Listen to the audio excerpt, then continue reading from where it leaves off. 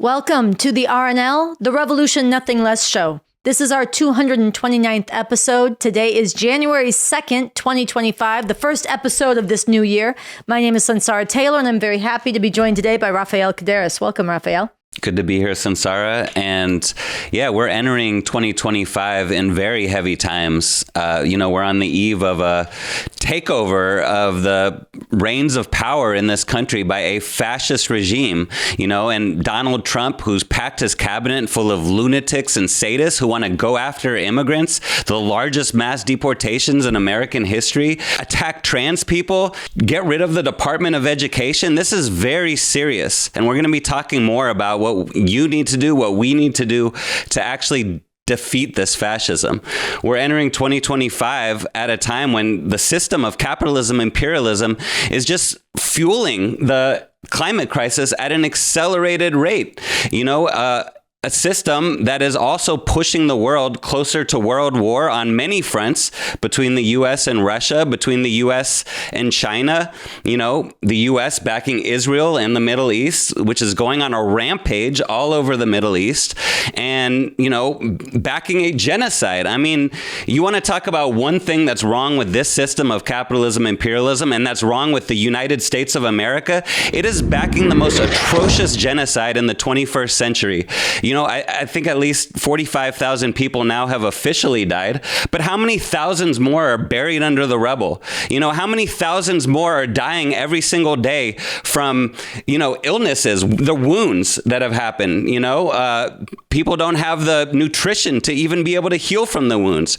Children are dying of hypothermia right now. They're sleeping on the beaches in El Mawasi in southern Gaza. They're being ethnically cleansed from northern Gaza. Hospitals are being destroyed. This is the crimes of this system, your government, capitalism, imperialism in America. So this year has to be a year of resistance and revolution. That's right, 2025. We here at the Revolution Nothing Less show want to challenge you straight up from the heart to make a serious resolution, a New Year's resolution, to make one that's about something bigger than yourself. Put it on the line this year. Stand up and act with courage and defiance to act against this fascism and to inspire and challenge and wake up the millions, yes, tens of millions of people in this country who are sickened, who right now are despairing, who are demoralized, but who hate everything that Donald Trump represents and concentrates, and who can be woken up and won to resist this with the aim of defeating this fascism. In the name of humanity, we refuse to accept a fascist America. That needs to be a slogan, and more than a slogan. We need to make it real. And at the same time, we here at the Revolution Nothing Less show challenge you to dig deeply, honestly, into the nature of the system that gave rise to this fascism, capitalism, imperialism, and all the other horrors and atrocities Raphael was talking about, and the many more that could be listed. And get into the solution to this, an actual revolution. A new way that we could be living, a fundamentally different system, a whole new way to live. And here at this show, we promote, we follow, and we are fighting for you to follow the leader, Bob Avakian, who is the most important political thinker and leader on the planet today. This is a man who has dedicated his life, his heart and soul, all of his creative energies, his intellectual capacity, and his self-sacrifice over decades to fighting for revolution, to learning from the revolutions of the past, what was accomplished, how we stand on the shoulders of that experience, but also what needs to be done differently, and how we could do this in the world today to bring about emancipation, not just for people in this country, but all over the world. Bob Avakian has brought forward a new framework of human emancipation. You have one life to live on this planet. You have one chance to put your mark on this future that children here and all over the world will inherit.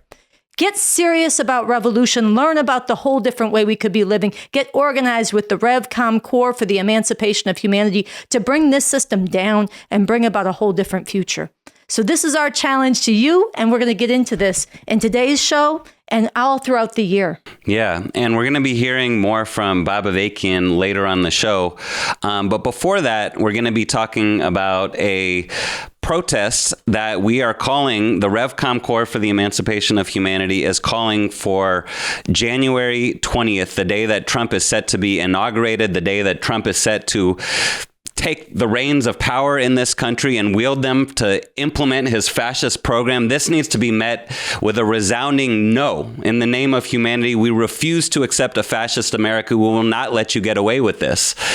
So this is something we're going to be talking about. We're going to be reading this call, but we are not waiting until January 20th to start building a resistance movement against this fascism and to start sparking and galvanizing and fighting to inspire the tens of millions of decent people in this country who hate Donald Trump and everything he represents. We're going to share some of what the Revcom Corps has been doing out in the world, exactly as Raphael said, to get people to stand up, to model that courage. And we want to challenge you to take this up too. I think we want to start, though, by playing an excerpt of Bob Avakian's social media message, Revolution 111, where he talks about what does it mean to actually defeat this Trump MAGA fascism. So what does defeating this fascism actually mean? How can this actually happen? It means building and mobilizing a truly broad and determined mass movement, uniting all who can be united in rapidly and continually growing numbers all over the country, aiming to become so massive and powerful that it creates a profound political crisis such that Trump cannot govern the country and implement his fascist program. There are literally tens of millions of people who viscerally hate what is represented by this Trump MAGA fascism. Think of the massive outpouring of outrage that was called forth by the cold-blooded murder of George Floyd in 2020, and the way that at the time it changed the whole political situation in the country. This shows the potential for people to be rapidly mobilized on an even greater scale in sustained, determined opposition to Trump MAGA fascism, with the goal of actually defeating this fascism, as I have spoken to this here. This must begin to gather real momentum before the scheduled inauguration of Donald Trump on January 20, 2025. As B.A. said, this resistance needs to start now, and that's exactly what the Revcom Corps for the Emancipation of Humanity has been fighting to do. President-elect Trump's new border czar says mass deportation efforts will begin right here in Chicago. And we're going to start right here in Chicago, Illinois. We refuse to let our immigrant brothers and sisters be rounded up and hauled off, and we will not tolerate that. This whole system is illegitimate and rotten.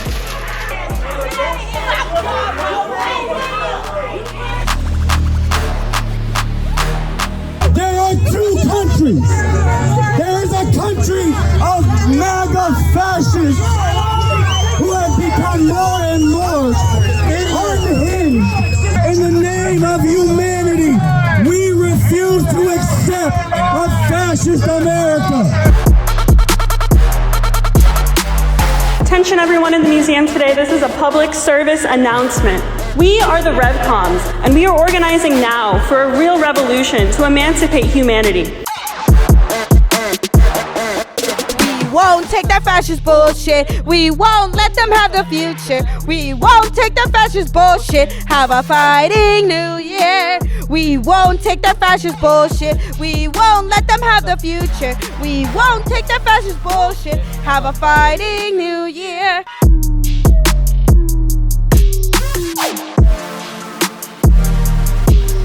We Revcoms are serious, and all decent people need to be serious about actually defeating this Trump MAGA fascism.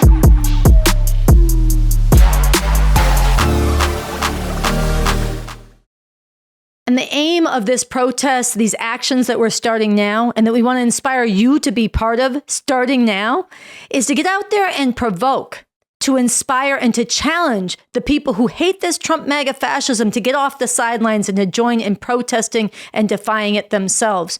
To be part of creating the level of massive outpouring and defiance and protest in every sphere of society that we create the level of profound political crisis such that Trump literally cannot govern this country and implement his fascist program. So this is why we've been out doing creative actions too, out at hospitals, reaching to healthcare workers, getting under people's skin, having some fun and poking fun at the fascists while being deadly serious about calling others to step forward. RFK, what do you say? RFK, what do you say? Polio is the way. Why? We are the people too. A little bit louder, free. We want measles for the children. Drink raw milk, spread the flu. I don't care what happens to you. Hepatitis, meningitis, let's all die of coronavirus. I believe the children are our future. Give them polio and let them die. I don't believe germs cause disease. my opinion trumps scientific expertise. What do we want? The Dark Ages. When do we want it? Now. We want measles for the children. What we have been doing today is satire. All jokes aside, this is deadly serious. This anti-science has a body count, and we will not go back to the good old days. That's right. When children died of polio and measles and whooping cough and diphtheria. The good old days of open white supremacy and misogyny. This is what Donald Trump means when he says making America great again. Yes, Donald Trump has put an anti-scientific lunatic, RFK Jr., in charge of public health in this country. RFK Jr., who opposes all vaccines. RFK Jr., whose lawyer filed a lawsuit to revoke FDA approval for the polio vaccine. Think about that. Polio, which killed and maimed and paralyzed thousands of children every single year. You know what stopped that? Vaccines. But for fascists like Donald Trump, anti-scientific lunacy is part of their program. They want people not understanding how the world works. They want people not knowing how to think critically because it makes them easier to manipulate. It makes them easier to forge as foot soldiers for a white Christian fascist America. We have to stop this. And yes, there is a vaccine for fascism in this country. That vaccine is mass resistance in the streets. And yes, there is a vaccine for capitalism and imperialism. It is called revolution and the new communism developed by Bob Avakian.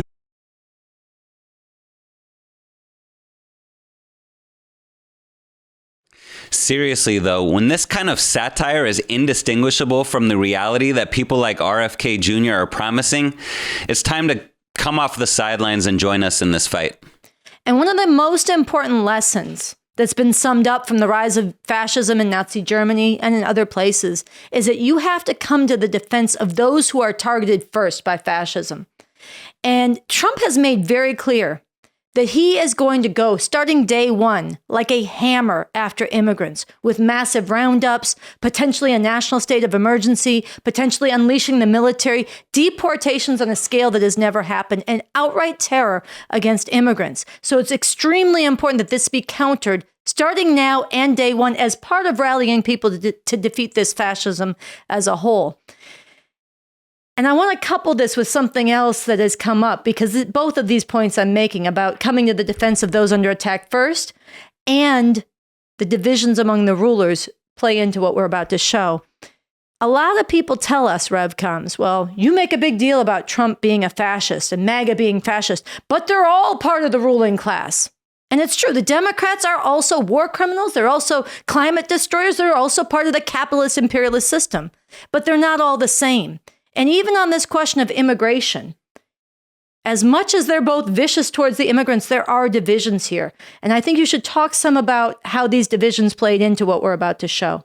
Yeah, so we're going to watch some footage from a protest that we did last week in San Diego. And the reason that we went down to San Diego is because the County Board of Supervisors there recently passed a new sanctuary policy saying that they will not comply with ICE, with federal immigration authorities.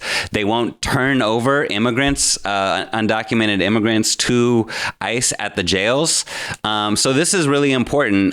But the sheriff's response to this was to basically say, fuck you, we're going to keep on, turning immigrants over to ICE from the jails that we run.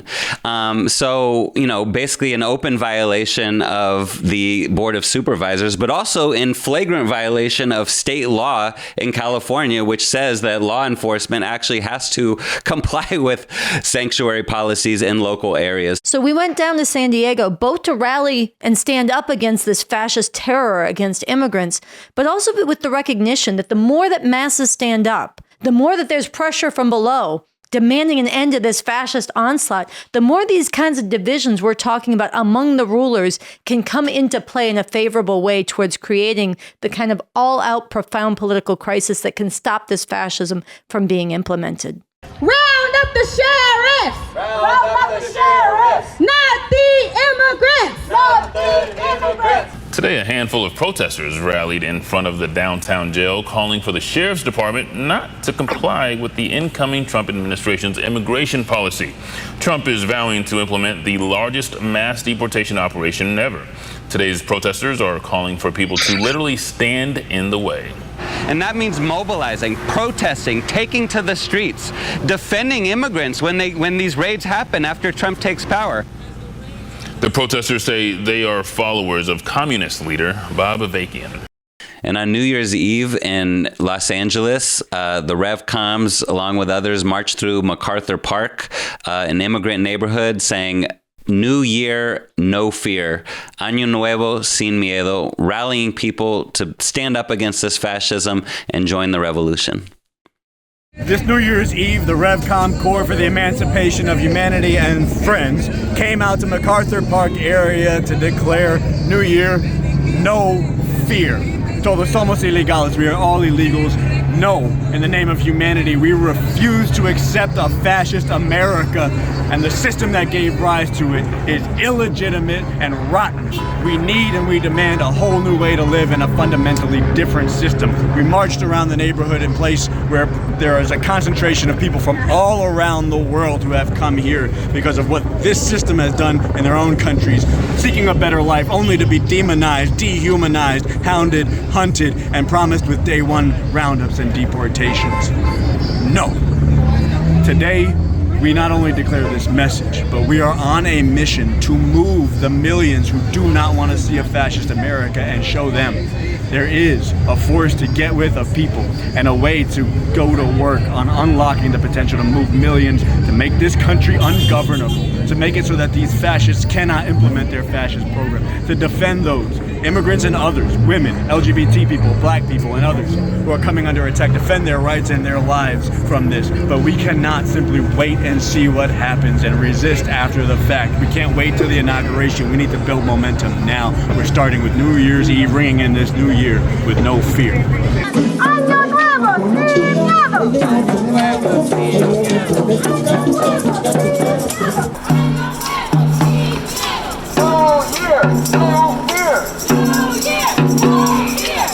your houses and into the streets.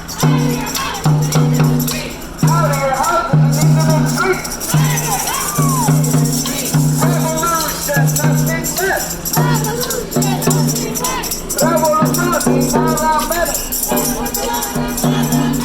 El sistema de Revcom.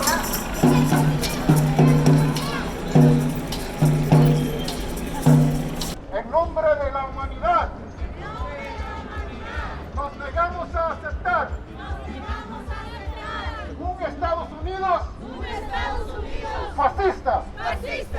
Todo el sistema está podrido y ilegítimo.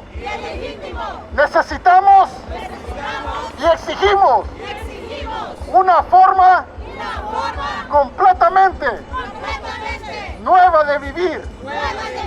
Un sistema completamente diferente y mejor.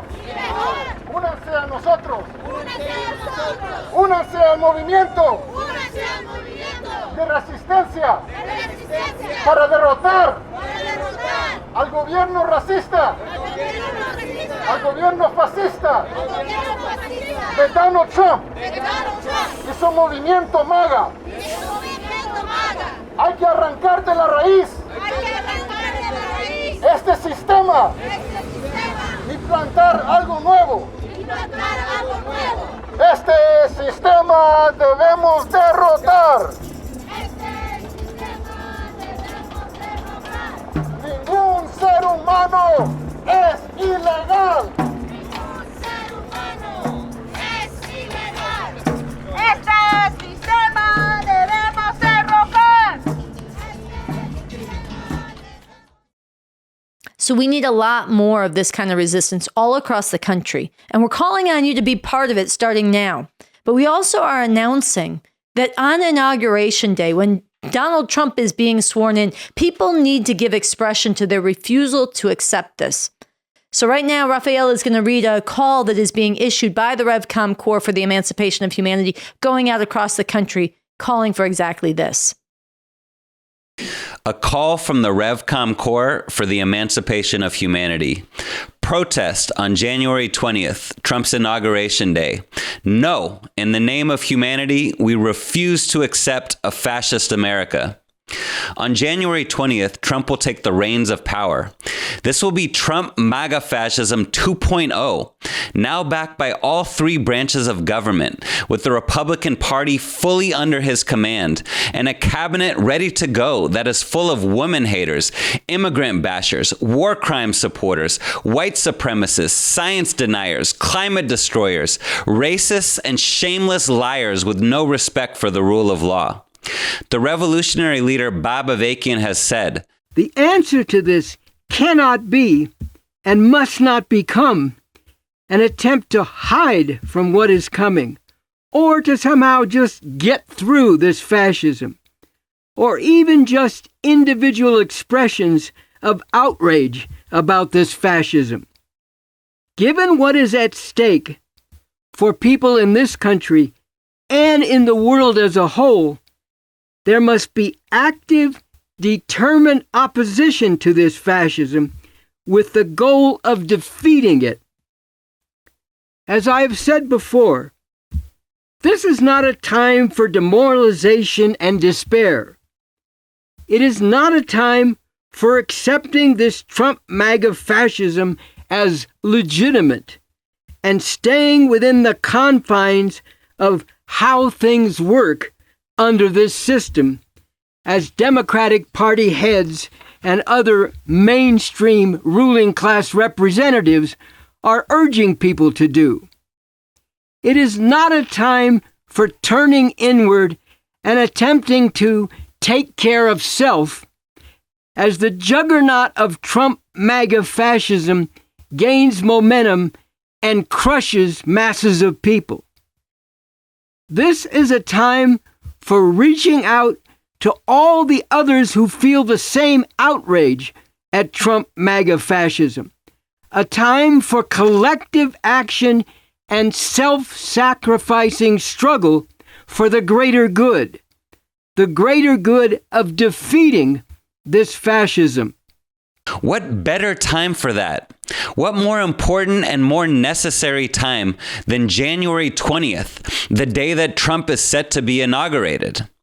We are calling on you to be part of nonviolent mass actions and expressions of different kinds on that day against this fascism. These actions must announce to the world that a force is forming that is determined to build a movement so massive and powerful that it can create a political crisis profound enough to prevent Trump from implementing his fascist program.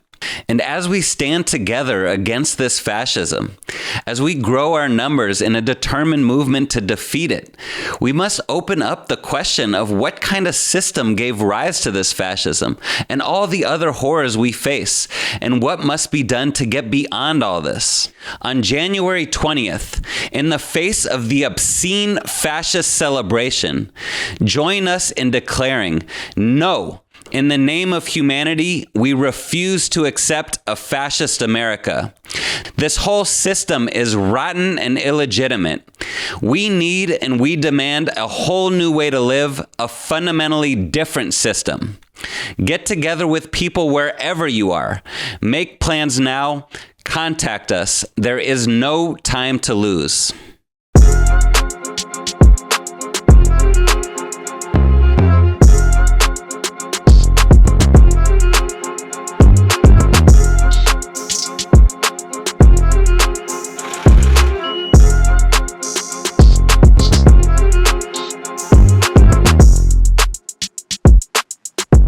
One way or the other, this year is going to be extremely heavy.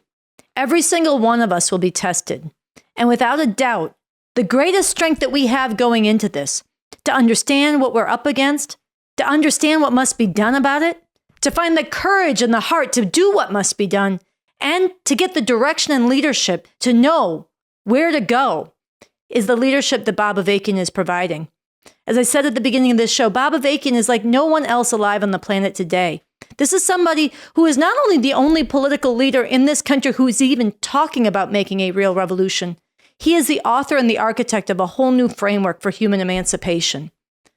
Now, I had the opportunity, together with Andy Z, to do an extended interview with Bob Avakian 2.5 years ago on this show. And in this interview, BA opens up about what formed him, how he became the political leader he is today, how he became the revolutionary thinker, and how he forged a whole new framework for human emancipation. You get to know him in a way that is up close and personal. You get to know him in his hardcore commitment to revolution and to the emancipation of all of humanity. And he takes on and addresses the biggest and most burning questions of the day, and questions looking forward to how we'd lead a new society, how we'd carry this revolution forward towards all the way emancipation. These interviews are extraordinary, and they hold up. So to all of you who want to know how to look and how to find hope in this new year, go and watch these interviews in full. If you've watched them before, watch them again. If you're new to this show, dive into them. They're here on our channel. Take some time. What we want to do in today's show, as the heart of our show and to launch this new year, is to share the final question that we asked him in that series of interviews. We asked him what sustains him.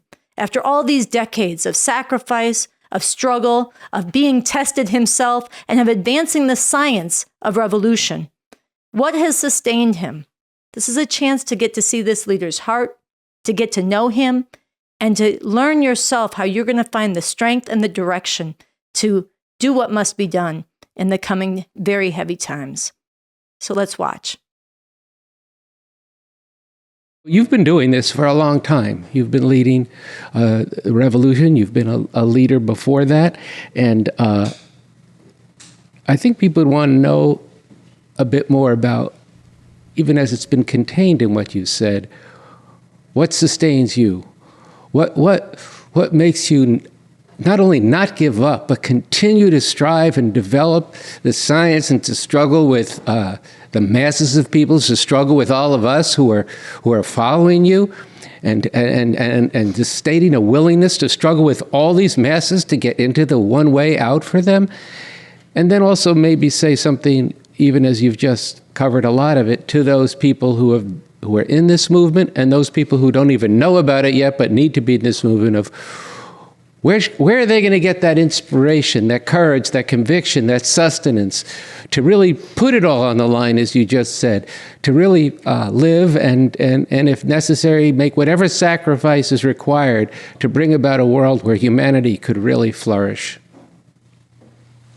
Well, I mean, as the first part, the most fundamental thing, and terms of anyone being sustained is having a scientific approach to reality, being grounded in that and consistently applying a scientific method and approach to understand the contradictions that you're up against, to understand the deeper driving forces of things, to understand that everything we've been talking about, all the horrors, are rooted in this system, and that there is a way to eliminate all this by uprooting and overthrowing this system and replacing it with something much better. So in most, the most important thing and the most basic thing is having that scientific method and approach, but it's not something you get once. You have to keep on struggling to apply it in a living way to a constantly changing reality, and to deepening your understanding of that scientific method, including learning from your mistakes, the things you did wrong, but also learning from what, the things you did right and what results that produced, and then building on that. So that's the most fundamental thing. As far as the, more personal thing, I think it's the same as everybody else who's part of this. That, you come to see that this world is, first of all, intolerable, and second of all, that it's unnecessary. And once you see those two things, then you can't, not apply yourself to actually bringing about the change that's needed, the fundamental revolutionary change that's needed. It's just, it's again, the science keeps you grounded, keeps you going through all the difficulties and contradictions. But there's a basic stand that what the people in the world are being put through is completely intolerable and completely unnecessary. I mean, I could talk about some of my own personal development in this, but as I've said before, I consider myself extremely fortunate. I grew up in a city which, on the one hand, was a intellectual center. I grew up in a middle-class family. I lived in the Berkeley Hills, where all the better-off people live. And because of that, I was able to be exposed to a lot of, knowledge, but not just knowledge. A lot of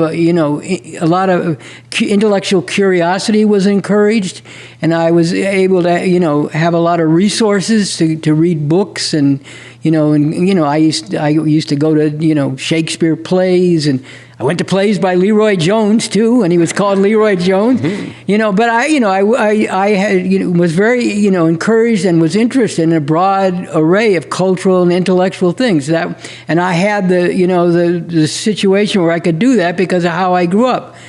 But then, my life changed dramatically. I mean, for one thing, I'll give my parents credit. Partly because my mom was very religious. My dad was religious. My mom was very religious. They sent me to YMCA camp from the time I was 9 years old. And the one thing really good about that, or the one thing that really stands out, is that the YMCA in Berkeley, which is the one sponsoring the camp, was integrated. You go to the Y was integrated. You go to the camp that I went to for 5 years, it was integrated. And not just were there, for example, black people at the camp, but you were the cabins that you slept in. The group you were part of was integrated. So, I still remember, I won't say his full name. I remember one dude, Wesley, was in a cabin with me and his cousin, for the years I went there. And, to be honest, when I was a kid, I was kind of spoiled too, coming up, and they didn't like me that much, but I had some interactions with them that made an impression on me. Like one time I got really homesick at camp.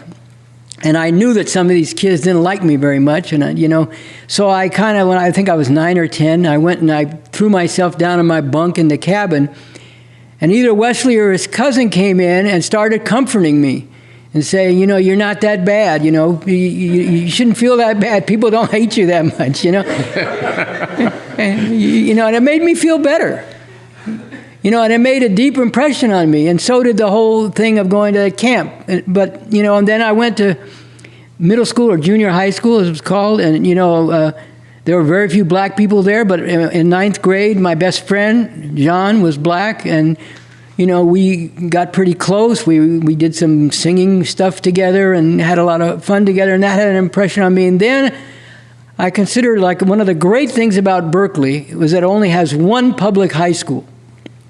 And so when you go to that public high school, you're thrown together with everybody. Like there was 3 junior highs when I went there. They're not there now in the same way. But it was Garfield, where I went to, which was overwhelmingly white, some Latinos, and about 25 black people. Then there was Willard and Burbank, where most of the Latinos and, large numbers of black people went, especially Burbank, which was in southwest Berkeley. And we all came together. At that time, the high school was like three years, 10th, 11th, and 12th grade. We all came together. And I still remember my first day of high school. They had an orientation. And, if you came from Garfield, there was all this racist shit. And like, oh, man, you're going to go down to Berkeley High, and there are going to be all these black kids there from Burbank and Willard, and you're going to get your ass kicked and all this kind of stuff.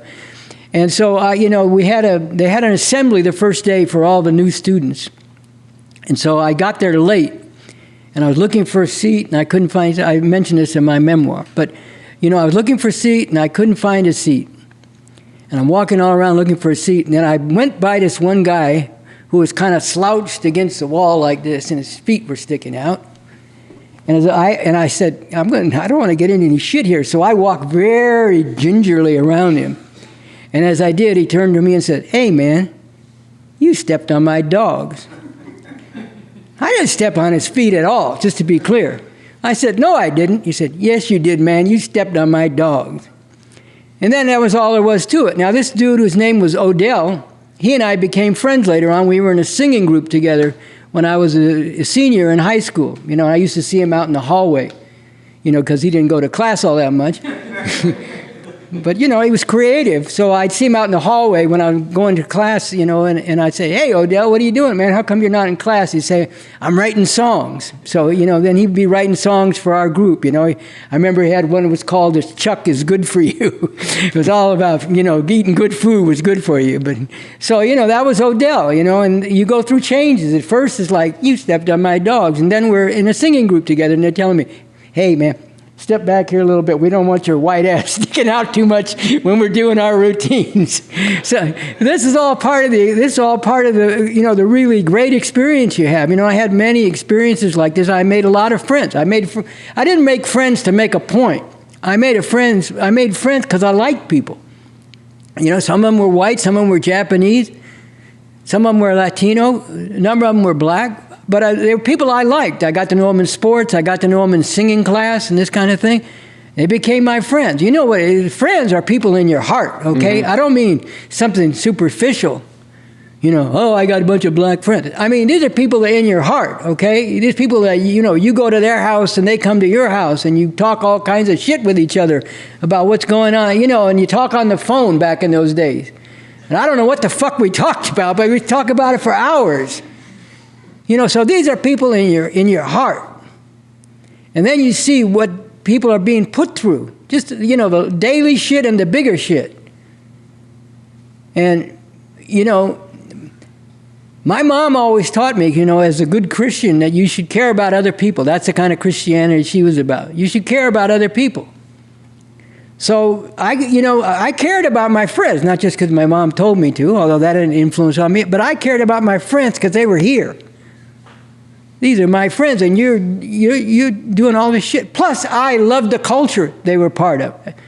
I loved being in a singing group. I mean, I could get into old stories about that. It was a lot of fun. I can remember, I guess I am going to tell a story. I remember one time we went to Live Oak Park, which is the main park one of the main parks in Berkeley, and I could tell more stories about that, but we don't have time for that. And our group was going to do a sing for a dance there. And we're walking, past the basketball courts, getting ready to go into the auditorium to do the singing. And and our lead singer was my friend Sam. And a friend of his was playing basketball, and he's coming over to get a drink of water. And he says, "Sam, what the fuck are you doing here?" He said, "Well, I'm here to sing with my group." "You can't sing, Sam." "Yeah, I can, man." So then they had to do a Spaniel song. They had to have a sing-off. Guy challenged Sam to sing. So they did a verse and a half, and the other guy gave up because Sam could really sing. So, this was all, I love this. This was all part of something that, just, made my life rich. And then you're going to tell me that you're going to do this and that to my friends. And then you're going to do this and that to all these other people that are just like my friends. I mean, Sam took me out to his house. We went out to East Oakland. He lived right at the edge of East Oakland, right by 98th Avenue, I think it is. And in those days, San Leandro was right next to East Oakland, and you didn't go in San Leandro if you were black back in those days. And there was a creek and a fence right by where Sam lived, and that was the dividing line. You know, you didn't go into San Leandro. Here, my friend Sam, he couldn't go into San Leandro. It was right across the creek because he'd get jumped on. So I'm saying, what kind of fucking world is this? So that was a big thing to me, you know. And then, you know, the civil rights movement was jumping off, and then, you know, more militant and revolutionary forces like the Black Panther Party came forward, and I was in college at that time.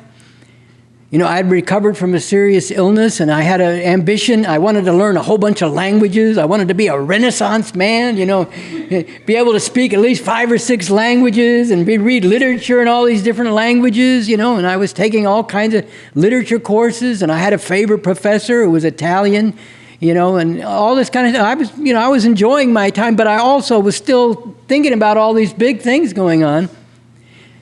And then the Black Panther Party came along. You know, and I was devastated by the death of Malcolm X, like a lot of people were, millions and millions of people, and more than that around the world.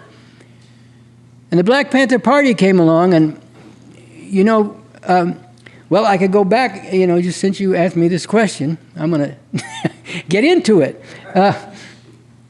You know, so I mentioned my friend Billy, you know, so about when I was still in college, but just, you know, maybe about 1965 or something, I was down at this rec center in Southwest Berkeley. It used to be called the Grove Rec Center, but it's not called Grove anymore. But I was down there, and my friend Billy was playing basketball. He was a great basketball player.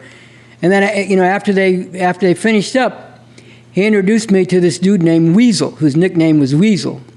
And they'd played against each other in high school. You know, Weasel went to McClymonds High School in West Oakland, and Billy went to Berkeley High, and they played a great game. But unfortunately, McClymonds won, and our high school that Billy played for lost by 1 point in overtime.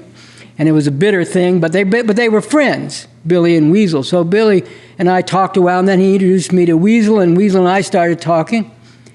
And, you know, Weasel was interested, as I was, in all this shit going on. So, you know, we kept on talking, and then he asked me to give him a ride home. So I gave him a ride home. And we went over to his house, and we stayed up till 2 o'clock in the morning drinking coffee and talking with his mom, as well as him, of course. You know, the three of us talking about what was going on with black people in America and all the shit this imperialist ruling class was doing in Vietnam and the Congo and all this kind of stuff. I still remember that very vividly, this staying up till 2 in the morning. And then I hung out with Weasel for a while. And then one day he said to me, you know, there's going to be this cultural program going on at the community college in Oakland. I think it's called Merit now. And so I said, you know, he said, why don't you come on down there? It's an Afro-American cultural program. So I went down there, and, you know, I was, I think, one of 2 white people in the audience, but that was fine. And Bobby Seale turned out to be the MC. And he was hilarious. I mean, he could do great impressions of all kinds of people. He did an impression of Bill Cosby back in the day. He was down on Bill Cosby for doing I Spy, being a CIA agent, and he was mocking Bill Cosby, imitated John Kennedy, all this kind of shit. And I thought, you know, he was great, you know, as an MC of this program. And so then the program ended, and I'm starting to leave, and this guy comes up to me, and he says, who are you, Socrates? And I said, no. And then it turned out it was Huey Newton. And then we started having a discussion about what's going on with black people, black liberation, revolution. And he said to me, you know, are you part of the CP? Because he's trying to figure out why I was there. First, he wanted to know if I was Socrates. Then he wanted to know if I was in the CP. Are you in the Communist Party? And I said, no. He said, that's good. They're not revolutionary. Are you in Progressive Labor Party? I said, no. He said, that's good. They pretend to be revolutionary, but they're not revolutionary either. And then we got into a discussion, and he was running down about how revolution could succeed, especially for black people in America, because although they might be a minority in America, at least 2/3, maybe 3/4 of the world was with them. So it's possible they could make revolution here. And that was, somewhat naive. It wasn't a fully developed scientific approach, but it made an impression on me. And this whole discussion made an impression on me. And then I was working at Ramparts magazine, and Eldridge Cleaver got out of prison on the basis of getting a job at Ramparts. So we were talking all the time, and I used to go over to his house, and as I mentioned, I talked to him on the phone sometime. And, and this just got me, much deeper into understanding that we needed a revolution. And I just bring it to a close by saying none of the things that I've mentioned that propelled me in this direction have gotten better.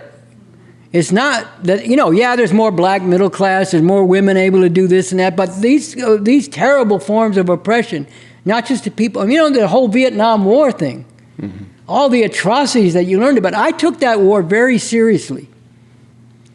I took time to make up my mind. When I was in the free speech movement, we had a sit-in in the administration building for a couple of days and finally won our demands. But all the leaders of it, or almost all of them, were against the Vietnam War. And I remember Mario Savio, the main leader, got up and talked about what the administration was doing against us was the same type of thing that our government was doing in Vietnam.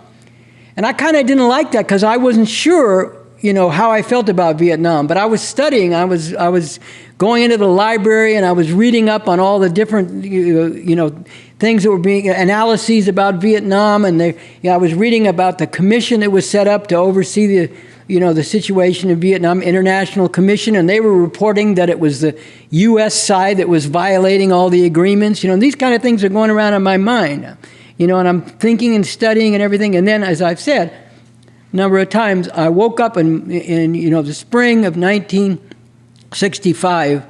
Got the newspaper, and here's this great big article about Selma, Alabama, and the Pettus Bridge and the attack on the civil rights marchers, and that was it for me.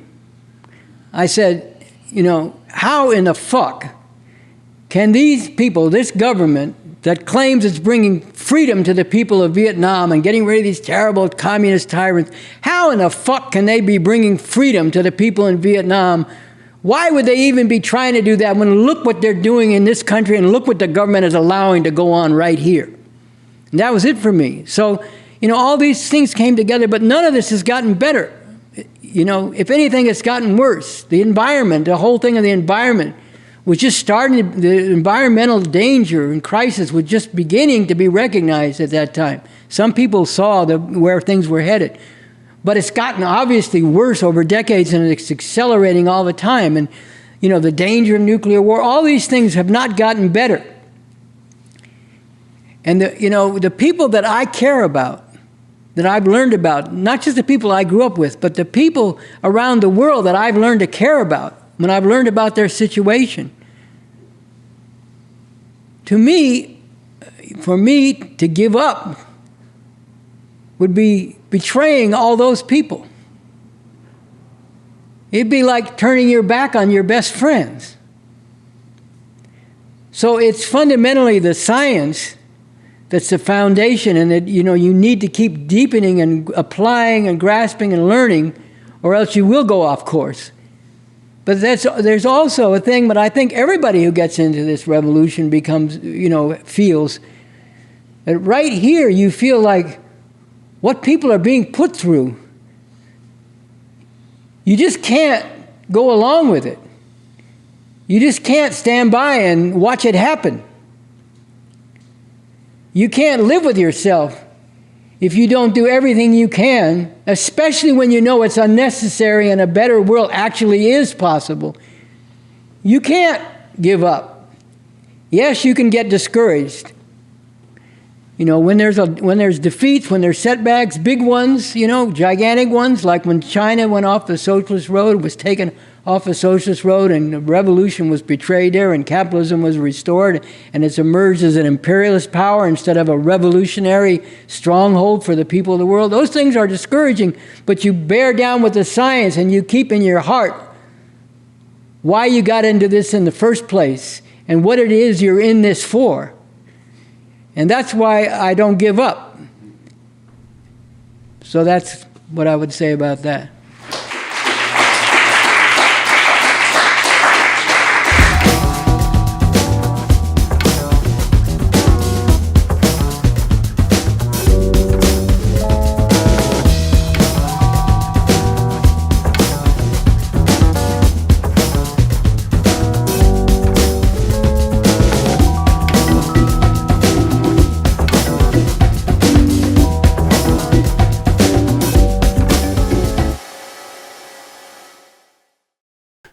That was an incredible clip, Sunsara. And that comes from the interview titled Up Close and Personal with Bob Avakian, Heart and Soul and Hardcore for Revolution.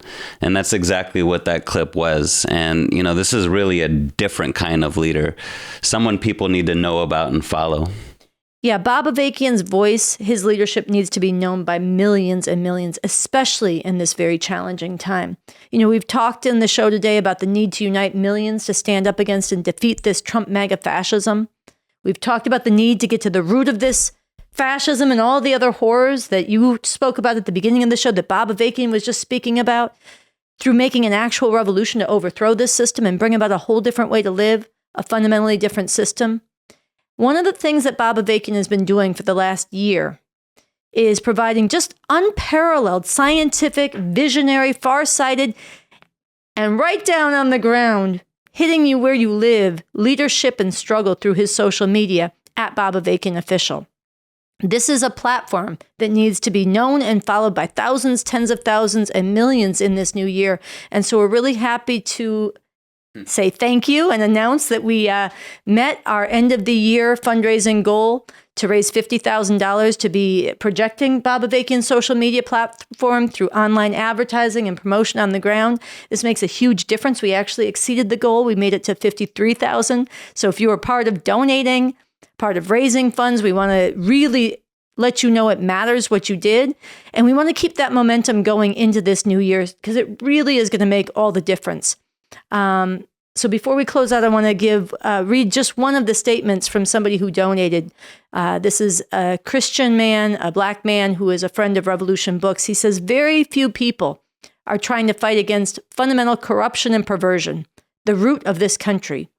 I am not a communist, but a Christian. I may disagree with some or all of what Bob Avakian is saying, but I have to support him because he's really fighting against the system, but most of us are not.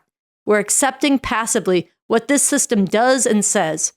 My example is Gaza today, which is pure evil and genocide that this system is supporting.